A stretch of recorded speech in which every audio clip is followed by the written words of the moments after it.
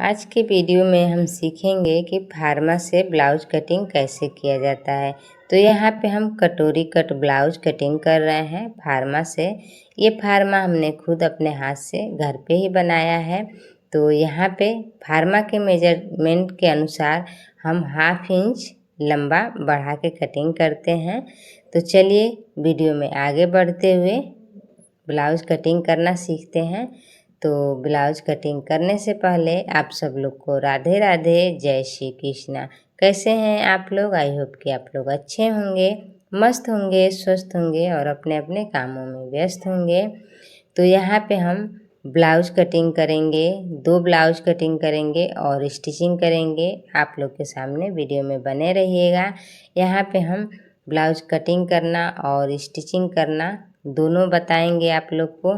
तो वीडियो में पूरा बने रहिएगा। तो यहाँ पे हम 52 इंच का ब्लाउज ये कटिंग किए हैं। तो यहाँ पे मेरे पास 2 ब्लाउज सिलने के लिए आया है, देख पा रहे होंगे ये 2 ब्लाउज है। अब इसमें का सेम अस्तर हमें लेना है। तो मैं अस्तर पूरा मंगा लेती हूँ यहाँ पे। तो हमने अस्तर यहाँ पे मंगा रखा है, सेल में मैं अस्तर ला लेती हूँ। और यहाँ पे आप देखना है कि इस कलर का अस्तर हमारे पास है कि नहीं है। तो यहाँ पे अस्तर सेम कलर मिलना थोड़ा मुश्किल हो जाता है, बट थोड़ा सा डिफरेंस रहेगा तो भी चलेगा। तो यहाँ पे सेम कलर इसका तो मिल गया है और ये जो रेड वाला है इसका सेम कलर नहीं मिल रहा है, बट थोड़ा सा डिफरेंस रहेगा तो चलेगा इसमें, ऐसा मेरा कस्टमर ने बोला है। तो मैं इसमें थोड़ा सा डिफरेंस ही लगा दूंगी। और चलिए इसका कटिंग करते हैं कि कैसे मैं अस्तर वाला ब्लाउज का कटिंग करती हूँ। तो यहाँ पे हम 1 मीटर अस्तर लेते हैं, चाहे हमें 32 साइज का ही ब्लाउज कटिंग क्यों न करनी हो तो हम 1 मीटर का ही लेते हैं, क्योंकि हमने जो ये पूरा बंडल मंगाया है वो 1 मीटर वाला ही बंडल है। तो यहाँ पे जिस तरीक़ा से हम अपना अस्तर को फोल्ड किए हैं, सेम आपको इसी तरीक़ा से अस्तर को फोल्ड करना है। और फोल्ड करने के बाद से आप जिस मेजरमेंट का ब्लाउज सिल रहे हैं वही मेजरमेंट आपको यहाँ पे सेम लेना है। आप 32 इंच का सिलिए चाहे आप 52 इंच का सिलिए, तो उस हिसाब से ही आपको मेजरमेंट लेना होता है। तो यहाँ पे हम 52 इंच का ब्लाउज सिल रहे हैं तो हम उसी हिसाब से मेजरमेंट लेंगे। तो यहाँ पे हमने गला उसी हिसाब से लिया है जितना कस्टमर बोले आपको लंबा करने के लिए, और जितना छोटा करने के लिए बोले आपको उतना ही गला कटिंग करना होता है। तो यहाँ पे हम कटोरी वाला ब्लाउज कटिंग करेंगे। तो हमने बैक वाला में ट्रिक लगा दिया है। अब यहाँ पे हम फ्रंट पार्ट में आते हैं। तो यहाँ पे हम पहले से ही ये फार्मा कटिंग करके रखे हैं, तो उसी मेजरमेंट से हम कटिंग कर लेते हैं। तो यहाँ पे आप देख सकते हैं जितना भी आपको लंबा चौड़ा लेना है, जो मेजरमेंट आपके ब्लाउज का हो वही मेजरमेंट आपको ले लेना है। और थोड़ा सा इसमें 1/2 इंच बढ़ा के कटिंग करना है ताकि वो सिलाई में जाएगा। तो यहाँ पे हम अपने फार्मा से 1/2 इंच एक्स्ट्रा लेंगे क्योंकि ये जाएगा सिलाई में। तो यहाँ पे इस तरीके से हमने पूरा ट्रिक लगा लिया है और लगाने के बाद से हम इसको करेंगे कटिंग। तो मैं आपको बता दूं कि ये 52 इंच का ब्लाउज हम कटिंग कर रहे हैं। तो यहाँ पे हम पूरा कटिंग कर लेंगे। पहले हम अस्तर कटिंग कर लेते हैं, फिर जो मेन फैब्रिक होता है उस पे हम कटिंग करते हैं। तो बहुत ही इजी रहता है और सिलने में भी इजी रहता है। तो यहाँ पे हम पूरा कटिंग कर लिए हैं। अब बाजू की बारी है, तो यहाँ पे हम बाजू कटिंग करेंगे। तो आप देख पा रहे हैं कितना सिंपल और सरल तरीक़ा से बाजू भी हमने कटिंग कर लिया है। अब हमको एक ही साइज़ का 2 ब्लाउज सिलना है। तो हम करेंगे क्या, जब हमें एक ही साइज़ का 2 ब्लाउज सिलना है तो फिर एक का मेजरमेंट अच्छा से हम ले लेंगे और उसके ऊपर दूसरा भी रख के इसी तरीक़ा से, जिस तरीक़ा से मैं कटिंग कर रही हूँ सेम इसी तरीक़ा से आपको कटिंग कर लेना है। तो यहाँ पे दोनों ब्लाउज सिलने में आपको बहुत आसानी रहेगी। तो यहाँ पे हम बैक वाला में गला लेंगे। गला आपको जितना लंबा करना है, जितना छोटा करना है, आप उसके अनुसार से कर लीजिए। तो यहाँ पे मैं 8 इंच का गला बनाऊंगी। तो आप देख पा रहे हैं यहाँ पे 8 इंच का गला के लिए हम थोड़ा सा चौड़ाई ज़्यादा लेंगे और कुछ इस तरीक़ा से गोलाई ले लेंगे।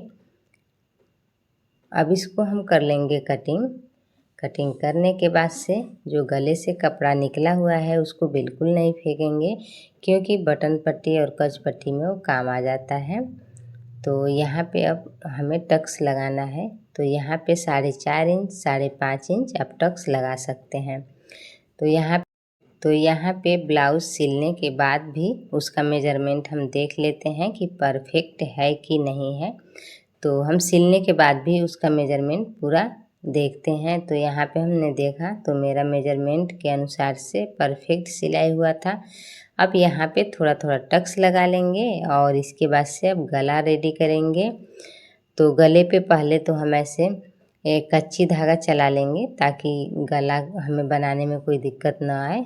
देख लीजिए यहाँ पे 1/2 इंच हम टिक लगाएंगे, क्योंकि ये सिलाई में जाएगा। तो आपके पास जो भी ब्लाउज आया है, जिस ब्लाउज के मेजरमेंट से आप सिल रहे हैं, तो आपको पास में ही वो ब्लाउज रखना है और हमेशा आपको देखते रहना है कि मैं जो सिल रही हूँ वो परफेक्ट आ रहा है कि नहीं आ रहा है।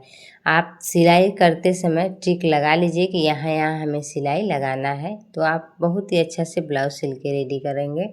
तो यहाँ पे पहले ही हमने डोरी लगाना था, तो उसको छोरी को बना के रख दी थी। अब इसके बाद से यहाँ पे हम बाजू लगाएंगे। अब आपको यहाँ पे मैं फ्रंट पार्ट में एक कटोरी सिलना बता रही हूँ कि यहाँ पे आपको कैसे कटोरी को ज्वाइंट करना है। तो यहाँ पे मैंने कच्ची धागा चारों तरफ चला लिया है। अब चला के इसे परफेक्ट कर लिया है। सिलाई करते समय हमारा अस्तर इधर उधर बिल्कुल नहीं जाएगा। तो आप ऐसे रख के देख लीजिए, अगर ऐसे रखेंगे तो उल्टा होगा।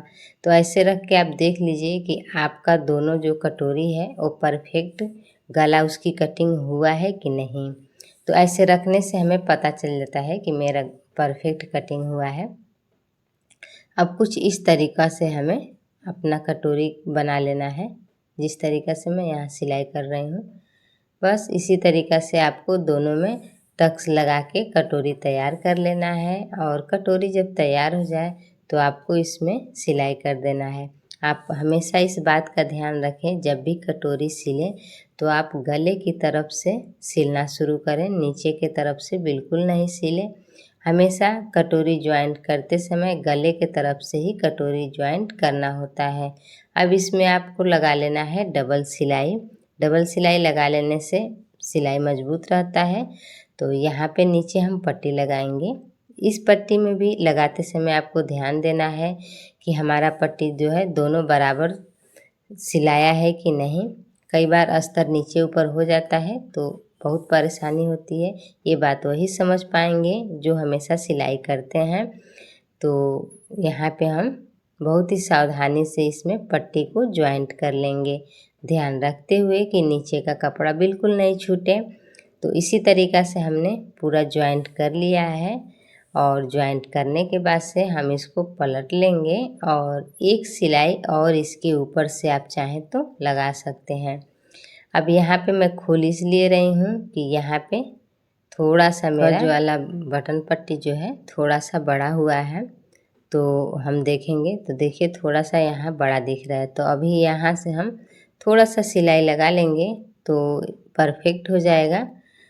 तो यहाँ से हमने सिलाई लगा लिया है। फिर इस पे हम एक और सिलाई लगा के इसको फिनिशिंग वाला लुक दे देंगे। तो देखिए कितना अच्छा ये बन के रेडी हो गया। अब सिलने के बाद भी हम फिर मेजरमेंट देख लेंगे कि मेरे मेजरमेंट लेके जिस मेजरमेंट से हम सिलाई कर रहे थे वो मेरा मेजरमेंट सिलने के बाद परफेक्ट आया है कि नहीं, इसका हम देख लेंगे नाप के। तो अभी यहाँ पे हमने दोनों कटोरी फ्रंट वाला तैयार कर दिया है। अब इसको हम करेंगे ज्वाइंट। तो ज्वाइंट कर लिए हैं और इसके बाद से हम बाजू को ज्वाइंट करेंगे। बाजू ज्वाइंट करते समय ध्यान रहे कि बीचों बीच हमें छोटा सा कट लगा देना है। और कभी भी बाजू जोड़िए तो बाजू को बीच से जोड़ना शुरू करिए। मैं ऐसे बीच से ही जोड़ती हूँ। तो यहाँ बाजू थोड़ा सा कम हो गया है, तो इधर कम हुआ है तो हम फिर इसमें कटिंग करके लगा लेंगे। थोड़ा सा साइज बड़ा है इसीलिए ऐसा दिक्कत आता है। ऐसा जो भी सिलाई करते होंगे उनके साथ ऐसा दिक्कत तो आता ही होगा। तो चलिए यहाँ पे हम जॉइंट करके और इसको परफेक्ट कर लेंगे और उसके बाद से सिलाई कर लेंगे तो बहुत अच्छा हमारा बाजू बन के रेडी हो जाएगा। अब यहाँ पे हमारा पूरा ब्लाउज सिलाई हो गया है। अब इसमें गले में पट्टी लगा लेंगे। अब ये ब्लाउज मेरा तैयार है, इसको प्रेस कर देंगे और इस पे हम सिलाई लगा लेंगे पूरा परफेक्ट यहाँ पे फिनिशिंग वाला। तो ब्लाउज बन के रेडी है। अगर वीडियो अच्छा लगा हो तो प्लीज़ एक लाइक ज़रूर करिएगा। चैनल पर नए हैं तो चैनल को सब्सक्राइब करके मुझे भी सपोर्ट करिएगा। Thank you.